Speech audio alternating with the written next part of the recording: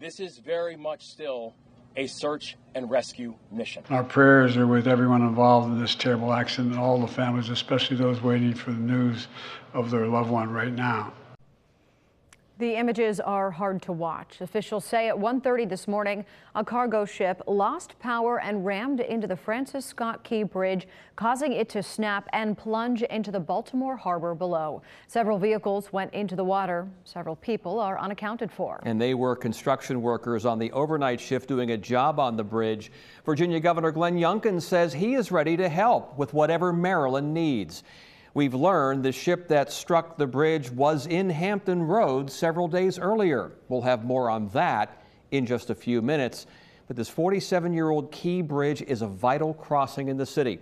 It spans the Patapsco River, which leads to the Port of Baltimore. Right now, that port is closed by order of the Coast Guard, meaning no ships can get in or out. The next closest major port is the Port of Hampton Roads. Tonight, we have live team coverage of that bridge collapse and a closer look at what it means for Hampton Roads. Yeah, the ship that crashed into it was at our port just a few days earlier. Andy Fox is live outside Virginia International Gateway in Portsmouth to start our live team coverage with that part of the story. Andy? Yeah, Tom, that's really interesting what you guys were talking about there, because a trucker just stopped by and he says that he and fellow truckers think they will get a lot more activity down here in the port of Hampton Roads because of what happened in Baltimore. From the news conference, we learned this event was not a terrorist act. It is, however, a devastating and emotional blow to the region. Maryland Governor Wes Moore. The words that the Key Bridge is gone, it still shakes us, because for 47 years, that's all we've known. And so this is not just unprecedented from what we're seeing and what we're looking at today.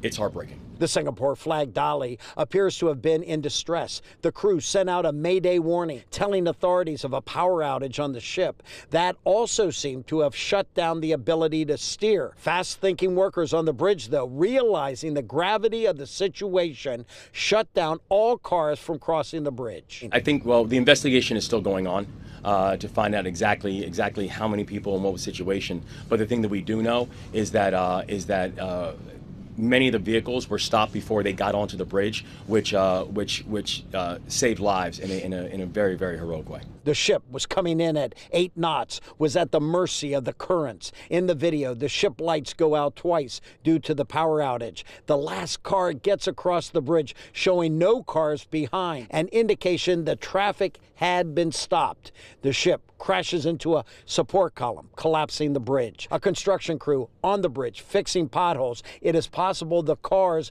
that went into the water belong to the crew. NTSB Chair Jennifer Homendy told reporters safety history of the ship, along with the ship recorders, will be a critical part of the investigation. I will have more information about the recorders tomorrow.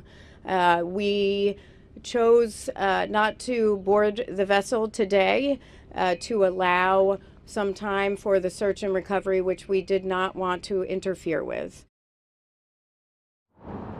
And Homendy says she's been in touch with her counterpart in Singapore, where the ship is flagged, and they've been discussing this. So the governments are involved in this. And part of the investigation will be, wasn't there something that could have been done as a safety net, dropping an anchor or something like that, that could have prevented the ship from hitting the bridge? All of that part of a massive investigation that will continue for months. That's the latest from Portsmouth. Andy Fox, 10 on your side. And as we said at the top of this newscast, the accident will have effects on transportation in Hampton Roads, especially at our ports. Many ships that were already backed up waiting to get through the Chesapeake Bay will continue to wait. Investigative reporter Chris Horn continues our live team coverage now from Norfolk. Chris?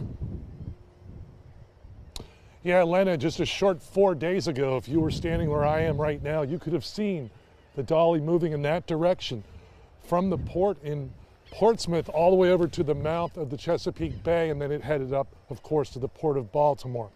Now the people in Baltimore have to deal with the aftermath of the damage that the Dolly caused. They are not without help, however. They're getting a major assist from Richmond as well as the United States Coast Guard. And I told him that anything he needed, anything, we would make available. Governor Glenn Youngkin offering full support to fellow Maryland Governor Wes Moore in the wake of the Key Bridge disaster. Youngkin says that support will come from several state agencies. Our first step is to make sure that we have made available all of the emergency management services that they could use. That includes, of course, our public safety, all of our emergency management folks, but on top of that, support from VDOT for MDOT, and then finally the support from the port. Cargo vessels are already making the detour away from Baltimore and into Hampton roads. We have our first ocean carrier that was supposed to be heading to Baltimore, making a stop in Virginia and unloading all of their Baltimore cargo here. We've got capacity to do it, and I think that's really important. Meanwhile, the Coast Guard is coordinating with Baltimore authorities in securing the site and searching for survivors. Response boat crews from Coast Guard stations Curtis Bay, that's near the bridge, and Annapolis have crews deployed to the incident for active search and rescue. On scene, we currently have 3 small boats. We also have Coast Guard cutter Mako, an 87-foot patrol boat. We have a helicopter from Air Station Atlantic City. Port of Baltimore, very, very busy normally. One of the key things that come through there, import and export, are cars and trucks. Last year, nearly 900,000 tons of cars and trucks handled at the Port of Baltimore. We're live in Norfolk. Chris Horn, 10 on your side. And as we told you a few minutes ago at the top of our newscast, a major economic boost to Norfolk out of all this. Carnival just announced it is moving its cruises from Baltimore to the Mermaid City, at least temporarily. Its next cruise on the ship, the Carnival Legend, will be on March 31st and will operate from Norfolk. How many cruises will depend on when the Port of Baltimore can reopen. 10 on your side will have continuing coverage of the Baltimore Bridge collapse on air and on wavy.com. And look for more team coverage on NBC Nightly News with Lester Holt.